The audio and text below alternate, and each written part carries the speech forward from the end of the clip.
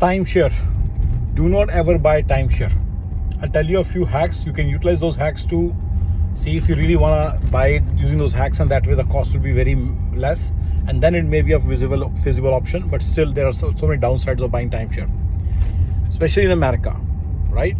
In America, buying timeshare doesn't make any sense at all. So first of all, you can go to this website called sellmytimesharenow.com, and you can see a lot of timeshares listed for the same timeshares that you're buying for such a high price. Those same timeshares are listed for at zero price. People just want to get rid of it. Second thing is, the yearly cost and all these things are very high. They're equivalent to basically finding a good deal on the hotel room at any day. Third one is you have to stay in the same hotel every single time, right?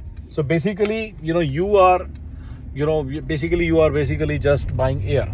Timeshare is nothing. You're thinking, oh, you own the property. No, you don't own the property. You are just buying air. You're buying air. And this is not just told to me by, this is not just my ideas. I once talked to a timeshare salesman who's a friend. He said, simply, that's why, they give heavy discounts. They give you free this, free that, because you're just buying air. You're just buying air. So yeah, that's true. You're just simply buying air.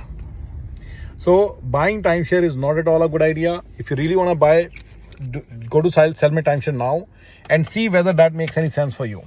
Remember, you'll be looking at going to the same place again and again, but then you can swap your timeshare using the swapping website. So, but still, it's not one of the best ideas, because you'll be having this recurring thing. Just using Sell My Timeshare Now gives you access to RCI and interval. So that may be a good idea. So on the basis of all these observations, it may be a good idea if you buy it at zero cost, upfront cost from Sell My Timeshare Now. And there you're just paying a yearly fee and all that stuff. So explore that option, guys.